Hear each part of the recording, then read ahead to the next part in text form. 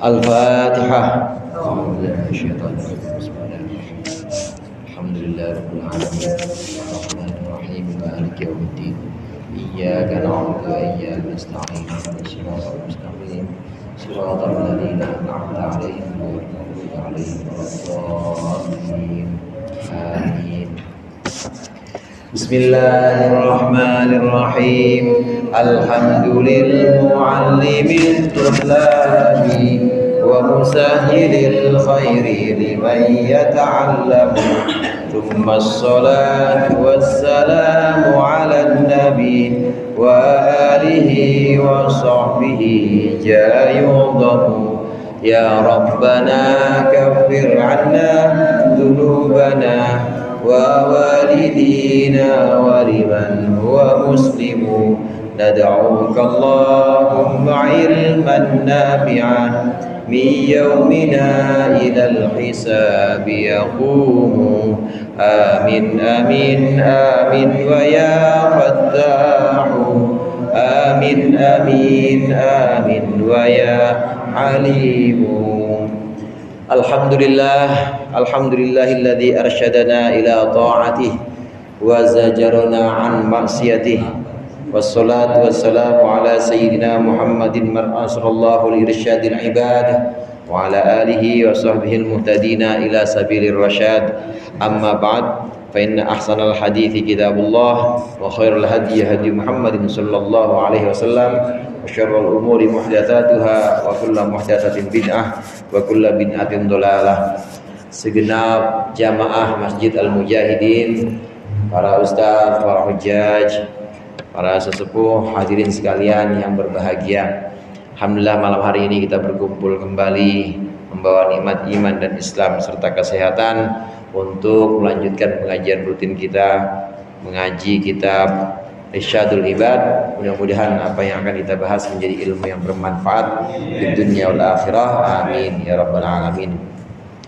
Masih berbicara tentang zuhud yang diajarkan oleh Rasulullah sallallahu alaihi wasallam, yang artinya membuat jarak antara diri kita dengan dunia. Artinya kita menjauhi diri dari dunia. Yang dimaksud dengan zuhud itu adalah menjauhkan diri kita dari dunia. Kalaupun memang tidak bisa lepas dari dunia, sholat aja pakai sarung. Sarung itu ya dunia juga. Sholat pakai koko, koko ya dunia juga. Kalaupun memang harus ambil dari dunia, maka ambillah yang perlu untuk kita dan juga yang bisa menopang ibadah kita. Yang diajarkan oleh Rasulullah kemarin sampai yang terakhir itu di halaman 40 ya, di halaman 40. Pen hatam aja Bang Ajis nih biasa di samping ya, di samping nih. Sampai halaman 40, hadis yang terakhir yang kita baca itu bahwa Sayyidatina Aisyah menyatakan keluarga Nabi itu tidak pernah kenyang dalam 2 hari berturut-turut tuh nggak pernah. 2 hari berturut-turut kenyang tuh nggak pernah. Kalau sehari kenyang pasti besokannya lapar lagi. Kalau 2 hari berturut-turut lapar sering. Tapi kalau 2 hari berturut-turut kenyang nggak pernah. Keluarga Nabi Muhammad SAW sedemikian kuatnya untuk zuhud, untuk hidup hanya mengambil yang dibutuhkan saja, yang untuk menopang ibadahnya. Yang berikut ini yang akan kita baca di halaman 40, ada di baris nomor 2 dari atas. Qala al-muallif rahimahullah wa nafa'ana bihi wa bi'ulumihi fid dharain amin. Wa Tirmidzi qala Abdullah bin Mas'ud nama Rasulullah sallallahu alaihi wasallam ala hasirin fa qama wa qad athara fi jambihi fa qulna ya Rasulullah law ittakhadna laka wida'an faqala ma li walid dunya ma ana fid dunya illa karakibin istadalla tahta syajaratin thumma raha wa tarakaha. Masyaallah. Wa Tirmidzi, dan dari Imam Tirmidzi meriwayatkan qala Abdullah bin Mas'ud, berkata Abdullah bin Mas'ud nama Rasulullah, tidur Rasulullah sallallahu alaihi wasallam, tidurnya beliau ala hasirin, di atas tikar. Faqama, maka kemudian bangun Rasulullah, waqad athara fi jaybihi, dan sungguh telah memberikan bekas tikar tadi fi jambihi, dalam sisi atau dalam badannya Rasulullah. Faqulna, maka berkata kami, ya Rasulullah, wahai utusan Allah, lawit takhudna laka wito'an, apakah perlu kami dibuatkan untuk engkau wito'an, tempat tidur yang bagus? Faqala, maka menjawab Rasulullah, mali walid dunya, apalah itu li untukku, walid dunya, dan untuk dunia. Apalah aku dengan dunia ini, enggak ada hubungan apa-apa. Rasulullah, mali walid dunya, ana fid dunya illa karakibin. Tidaklah aku di dunia ini illa karakibin, kecuali seperti orang yang mengendarai kendaraan, istadhalla, yang ngambil atau yang berteduh tahta syajaratin, di bawah pohon, thumma roha, kemudian istirahat sebentar, watarokaha, dan meninggalkan pohon itu. Tidurnya Rasulullah nggak pakai spring bed, kasur kapuk juga enggak, sama karpet Masjid Mujahidin, cakapan karpet Masjid Mujahidin kali. Tidurnya Rasulullah itu pakai tikar, hadirin. Dibandingkan dengan para Kisra Persia, para kaisar Romawi, bandingkan dengan raja-raja Mesir, penguasanya yang kadang disebut dengan Firaun atau Ramses. Jadi penguasa saat itu ada julukannya. Kalau Romawi sebutannya kaisar, kalau Persia sebutannya Kisra. Penguasa Mesir sebutannya Ramses atau Firaun. Nah, Rasulullah sudah sejajar dengan itu. Rasulullah sudah sejajar dengan para pemimpin, artinya dalam segi zahir memang posisi tawar-menawar Islam saat itu sudah kuat. Sudah ada perjanjian atau sudah dijalin hubungan antara umat Islam atau antara kekuasaan Islam yang dipimpin oleh Rasulullah dengan kekuasaan Romawi dengan Persia, itu sudah ada jalinan itu, artinya sejajar.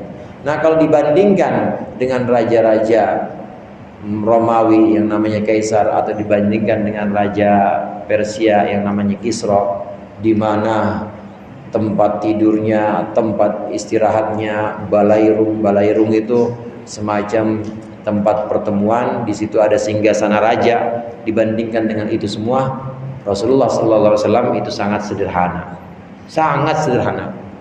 Boro-boro tempat tidurnya cakep-cakep, boro-boro ada singgasananya, nggak ada, tidurnya aja pakai tikar.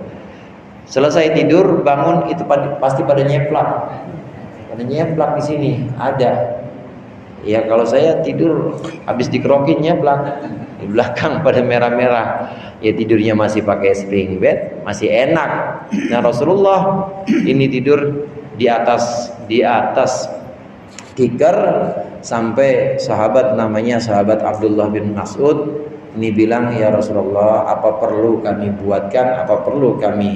wujudkan untuk engkau witoan, tempat tidur yang bagus, yang layak. Wahai Abdullah bin Mas'ud, kata Rasulullah, apa sih dunia itu? Dan aku dengan dunia itu sih bagaimana engkau tahu? Udahlah, bagiku itu, aku di dunia ini seperti orang yang sedang berjalan, seperti orang yang sedang mengendarai kendaraan. Di dunia ini aku hanya sekedar berteduh di sebuah pohon, mampir sebentar, istirahat sebentar, kemudian harus pergi meninggalkan dunia ini sebentar saja. Karena memang hakikatnya demikian, hadirin. Yang diajarkan oleh Rasulullah pertama di sini adalah zuhudnya Rasulullah, kesederhanaan Rasulullah. Tidak seperti raja-raja, tidak seperti kaisar-kaisar yang saat itu memang kehidupannya bergelimang harta, bergelimang wanita. Rasulullah tidak. Rasulullah memilih hidup zuhud.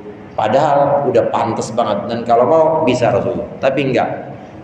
Beliau Rasulullah tetap pilih hidup zuhud. Pertama yang bisa kita ambil dalam hadis ini adalah pelajaran zuhud ini. Yang kedua, Rasulullah mengajarkan bahwa memang di dunia ini kita seperti seorang yang sedang berjalan, seorang yang sedang mengendarai kendaraan kita masing-masing. kemudian lagi mampir sejenak buat berteduh. Apa yang dimaksud dengan berteduh sini? Ambil yang sekiranya bisa untuk dibawa pulang. Di pohon itu kalau memang perlu ada yang diperlukan untuk ibadah, untuk sholat, untuk melaksanakan penghambaan kepada Allah, ambil di situ. Tapi tetap nggak bakal orang yang namanya neduh keenakan di pohon, kan nggak ada. Udah saya udah pulang, di sini aja pohon, kayaknya enak nih. Nggak ada yang begitu. Pasti akan pulang dan pasti hanya sebentar, sejenak saja di bawah pohon itu. Kalau berteduh pasti nggak lama-lama. Filosofinya, falsafahnya, kita hidup di dunia ini juga sebentar, sangat sebentar. Dan ambil saja yang memang bisa menopang untuk ibadah kita. Buat ngaji kita, ya kira-kira butuh ada buat uang kas, sisain buat uang kas. Kalau kira-kira ada buat beli kitab, beli kitab. Kalau kira-kira buat keperluan yang menopang ibadah kita, ya sholat, itu semua ambil. Tapi selebihnya ini kita infakkan, jangan dikumpulkan. Itu yang diajarkan Rasulullah, karena cuma sebentar, hanya sebentar. Setelah itu kita harus kembali, harus pulang kepada Allah, dan nanti harus membawa sesuatu yang bisa kita persembahkan untuk Allah Subhanahu wa taala. Ini Rasulullah sallallahu alaihi wasallam. Dan yang perlu kita ketahui juga, makin banyak yang kita simpan, itu makin lama juga hisabnya di sana. Di auditnya banyakkan, dihitungnya banyakkan. Nabi Sulaiman tuh yang paling banyak. Nabi Sulaiman yang paling banyak di audit harta bendanya. Nah, sedangkan yang membawa hanya sedikit saja, maka auditnya atau hisabnya nanti itu akan ringan. Rasulullah bisa mampu untuk menjadikan dirinya sejajar dengan penguasa-penguasa saat itu, negara adik kuasa. Ada dua waktu itu, Persia dan Romawi, yang bergelimang harta pasti raja-rajanya, tapi Rasulullah nggak mau itu. Rasulullah pilih untuk tetap zuhud, pilih untuk tetap miskin. Makanya doa Rasulullah itu, Allahumma ja'alna miskinan wa amitna miskinan. Kalau mau ngamalin boleh. Ya Allah, jadikanlah aku orang miskin, matikanlah aku dalam keadaan miskin. Saya ngeliatin Pak RT nggak berdoa begini habis maghrib. Ya Pak RT ya sejeni kami doa begini kayaknya. Doanya Rasulullah berat itu. Waruwiya an Aisyah radhiyallahu anha qalat, dan diriwayatkan dari Sayyidatina Aisyah bahwasannya Siti Aisyah berkata, lam yamtali jawfun Nabi sallallahu alaihi wasallam syab'an qattu. Tidaklah pernah penuh apa jawfun Nabi sallallahu alaihi wasallam, perut yang mulia Nabi sallallahu alaihi wasallam, syab'an dengan kekenyangan, qattu sama sekali. Walam yabutta syakwa, dan juga tidak pernah menyebarkan Rasulullah syakwan akan aduan ila ahadin kepada seseorang. Wa kanat al-faqatu ahabba ilaihi, dan sungguhlah ada al-faqatu, kefakiran itu, ahabba ilaihi, lebih disukai Rasulullah, minal gina, daripada kekayaan. Wa in kana, dan sesungguhnya Rasulullah ada itu layadillu ja'ian, itu benar-benar menjadi lapar. Yaltawi Rasulullah melipat perutnya tula lailatihi, sepanjang malamnya, minal ju'i, dari rasa lapar. Wala yamna'uhu, dan tidak mencegah Rasulullah apa siyamu yaumihi, tidak mencegah akan Rasulullah puasa hari itu, harinya beliau. Walau sya'a sa'ala rabbahu, apabila Rasulullah ingin, sa'ala rabbahu, maka Rasulullah akan meminta Tuhannya, meminta jami'a kunuzil ardi, seluruh perbendaharaan bumi, wa thimariha, dan seluruh buah-buahnya bumi, waragdo aisyiha, dan juga seluruh gemerlapan hidup bumi, ard, bumi, fa'u'tiya, maka akan diberikan Rasulullah. Walaqad kuntu abki, ini masih Sayyidatina Aisyah yang bicara. Walaqad kuntu abki lahu, dan sungguh aku menangis lahu untuk Rasulullah rahmatan karena kasihan, mimma ara dari sesuatu yang aku lihat, wa amsahu biyadayya ala batnihi dan aku pegang dengan kedua tanganku ala batnihi perutnya Rasulullah, mimma bihi minal ju' mimma karena sesuatu bihi yang ada dalam perut beliau, maksudnya yang terjadi di perut beliau, minal ju' yaitu rasa lapar. Wa aqulu dan aku berkata, nafsi lakal fida'u, ya Rasulullah, nafsi diriku ini laka untukmu al fida'u sebagai tebusan, biar diriku sebagai tebusan, lau taballagta minad dunya bima yaqutuka, jika engkau ingin mengambil bekal minad dunya dari dunia, bima dengan sesuatu, yaqutuka yang bisa membuat engkau kuat. Fayaqulu maka berkata Rasulullah, ya Aisyah, wahai Aisyah, mali walid dunya, apalah itu untukku, walid dunya dan untuk dunia, bagiku dan bagi dunia, apalah artinya dunia itu. Ikhwani, saudara-saudaraku, min ulil azmi, dari Rasul ulul azmi, wa minar rusuli dan dari segenap Rasul, sabaru, saudara-saudaraku semua pada sabar semua, ala ma huwa asyaddu min hada, atas penderitaan, huwa asyaddu min hada, yang penderitaan itu lebih berat dari sekedar ini, lapar begini. Famadau ala halihim, maka ulul azmi para rasul itu tetap berlalu ala halihim, atas keadaan mereka.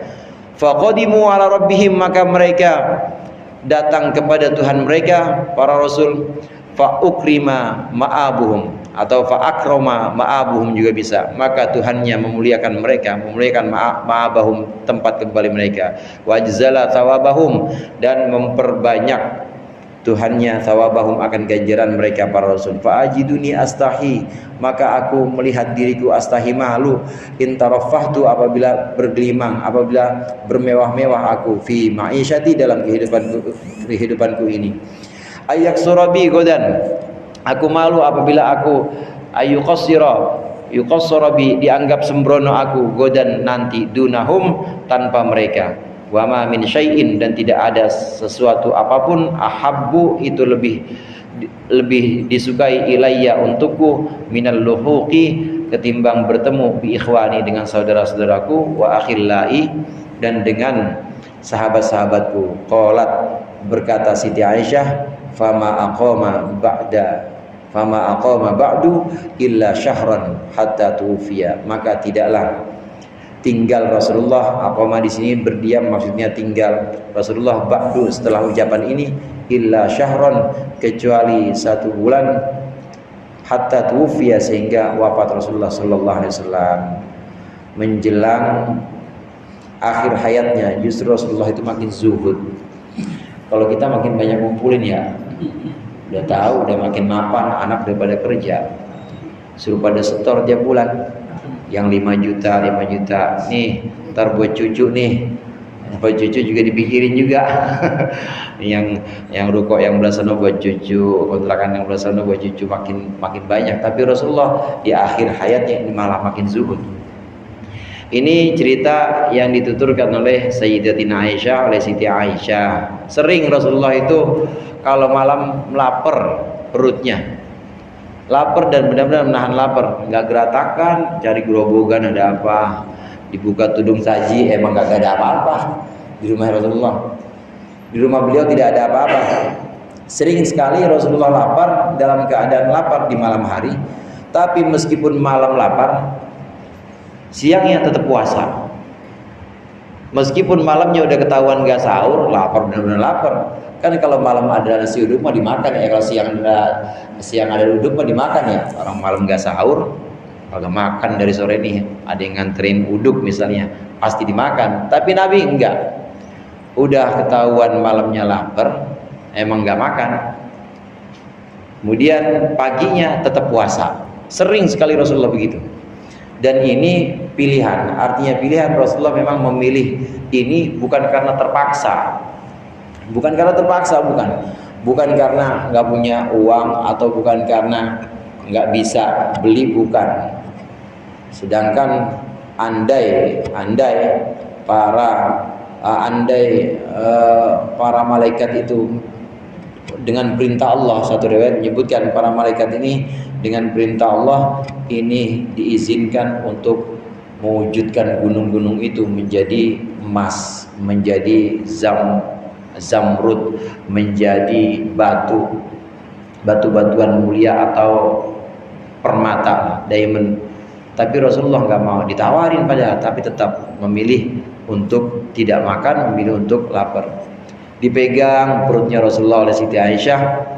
Saking sayangnya Siti Aisyah sampai beliau berkata, Siti Aisyah berkata, ya Rasulullah, udah diri saya terserah apa, diapain kayak saya pasrah untuk bekal engkau, supaya engkau jangan begini amat laparnya.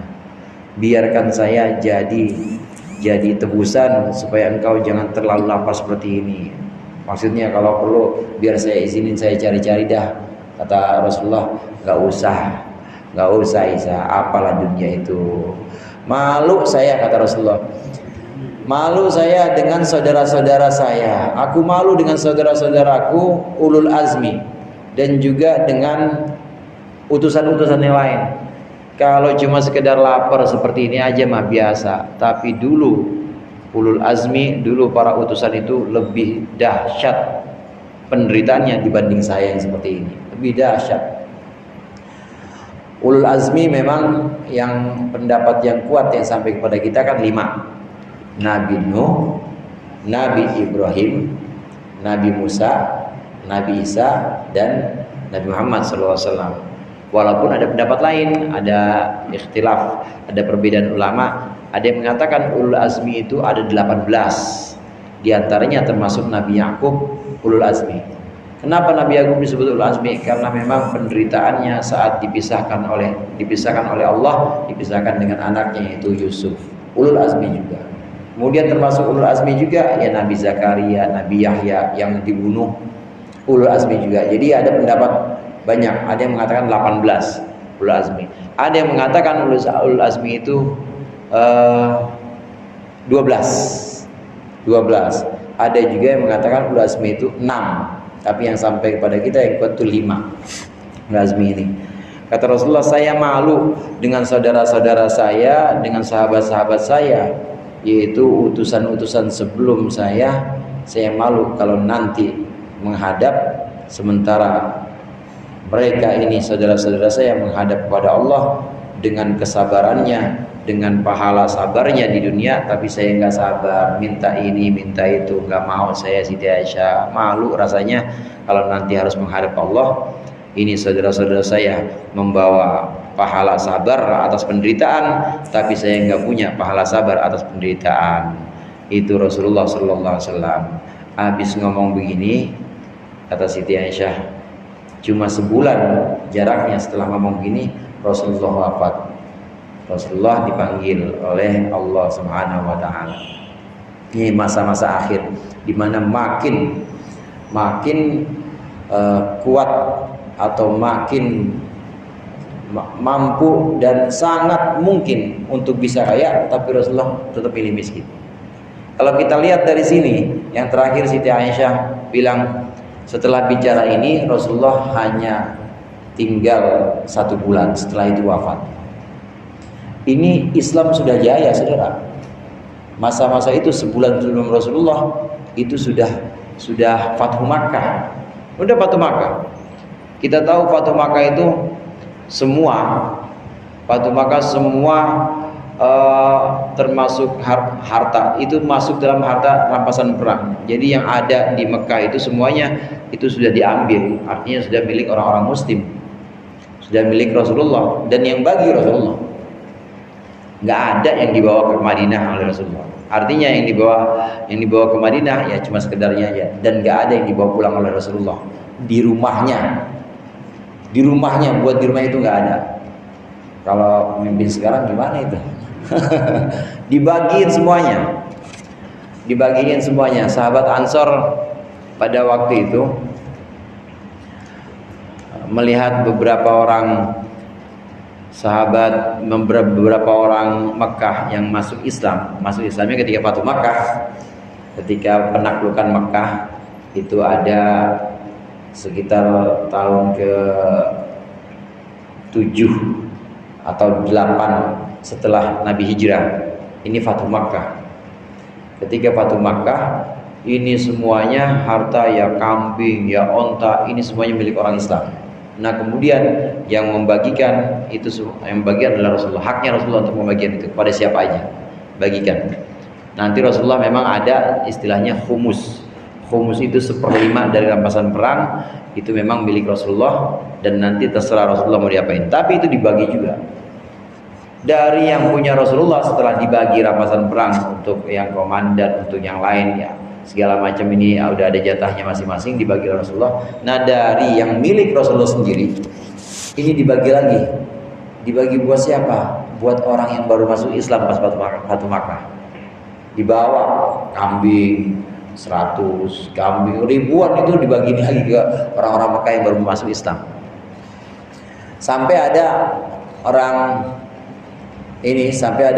Ansor, artinya dia bukan orang Mekah tapi dari Madinah, bilang kepada Rasulullah, ya Muhammad i'dil, Muhammad yang adil dong ente. Katanya begitu ya, orang ini ya namanya orang Badui, orang Arab. Muhammad adil dong ente.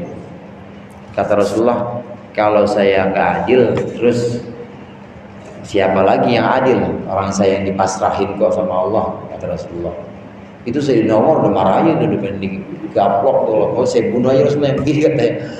Saya bunuh aja Rasulullah yang begini. Jangan, Pak. Kenapa orang ini bilang ya Muhammad i'dil, ya wahai Muhammad yang adil? Karena Rasulullah itu membagikan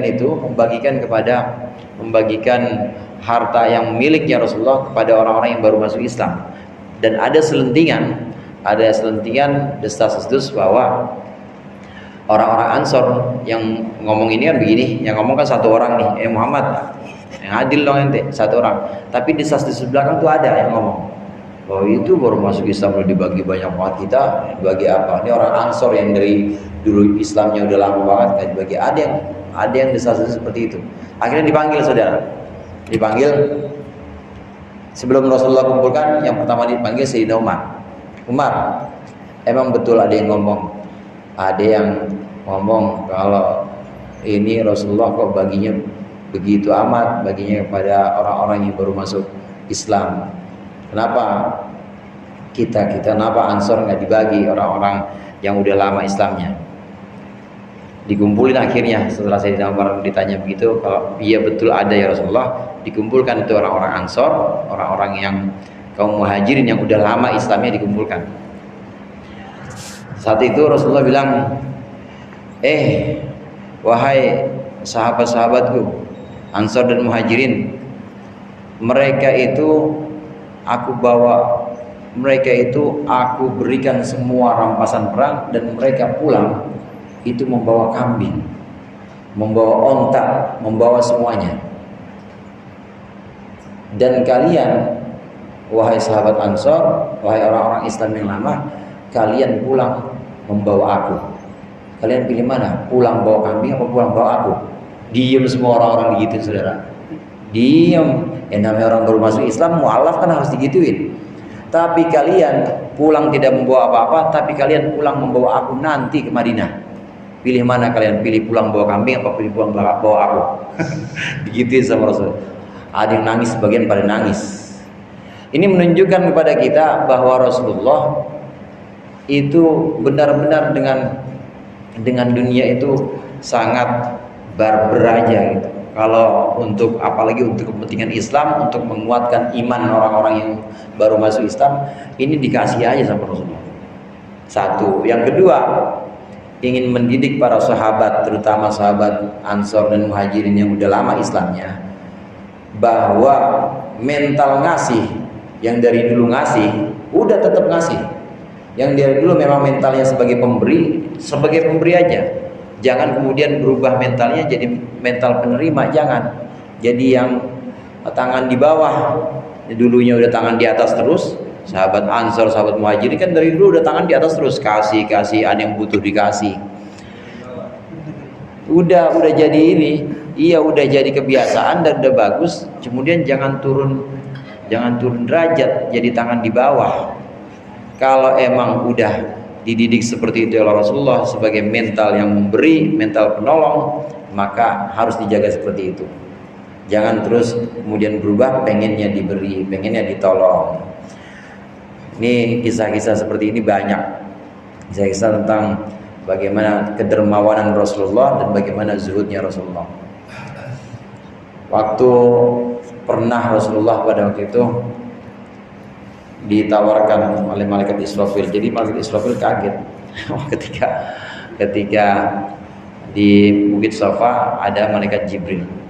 Kemudian Rasulullah, wahai Jibril, aku tidak pernah kenyang dan tidak akan pernah membiarkan keluarga aku kenyang. Kemudian kedengeran, jadi kayak cek sound, cek soundnya malaikat Israfil. Jadi ada dawai atau ada suara gitu. Yang ngedengar cuma Rasulullah sama malaikat Jibril. Jibril, ada apa ini? Apa bentar lagi mau kiamat? Kata Rasulullah, enggak ya Rasulullah. Itu Israfil turun. Dan Israfil turun disuruh oleh Allah. Disuruh karena dia mendengar ucapanmu yang tadi, bahwa aku tidak akan membiarkan keluarga kenyang dan aku biarkan lapar saja. Saking sayangnya malaikat Israfil, maka minta izin sama Allah, diperkenankan turun. Dan Israfil ini disuruh nawarin kepada Nabi Muhammad gunung-gunung yang ada jaganya juga para malaikat, ini ditawarkan biar jadi emas, biar jadi zamrud, batu, biar jadi berlian atau permata diamond, batu-batu mulia, itu semua biar jadi buat Nabi Muhammad. Kalau sewaktu-waktu butuh, ambil aja buat Nabi Muhammad dan juga buat keluarganya. Itu saking sayangnya malaikat Israfil. Dibawa, biarin saya yang bawa, saya yang gotong, dan kapan engkau butuh, wahai Rasulullah, ambil saja. Engkau bisa menjadi kun anta nabiyan malikan atau nabiyan abdan. Ini kata-kata ini terkenal. Engkau bisa menjadi nabi yang raja, nabiyan malikan. Engkau kalau mau bisa nabi yang juga raja, artinya bergelimang harta. Wa in syi'ta kun nabiyan abdan. Atau kalau engkau mau, silakan engkau jadi nabi yang hamba. Kemudian di situ malaikat Jibril kasih isyarat untuk tawadu ya Muhammad. Tawadu artinya tawadu itu rendah, merendah ya Muhammad. Nabi Muhammad tetap memilih untuk nabiyan abdan, untuk menjadi nabi dan menjadi hamba, bukan nabi yang jadi raja, bukan nabi yang statusnya sebagai raja. Itu pilihannya Nabi Muhammad. Nabi Muhammad milih sebagai hamba, sebagai orang yang memang fakir, orang yang memang sangat jauh dari dunia. Padahal udah ditawarin oleh Allah. Malaikat Israfil yang menyampaikan tawaran ini. Tawarkan, kalau engkau mau Muhammad mau jadi nabi sekaligus raja, ya monggo. Kalau mau jadi nabi hamba, ya silakan. Tapi Nabi Muhammad pilih jadi nabi sebagai hamba. Wa ruwiya anna Sulaiman alaihi salam, wallahu a'lam bissawab. Allahumma anfa'na bima 'allamtana wa 'allimna ma yanfa'una. Wa sallallahu ala sayyidina Muhammad wa alihi wa sahbihi wa sallam. Walhamdulillahirabbil alamin. Assalamu alaikum warahmatullahi wabarakatuh.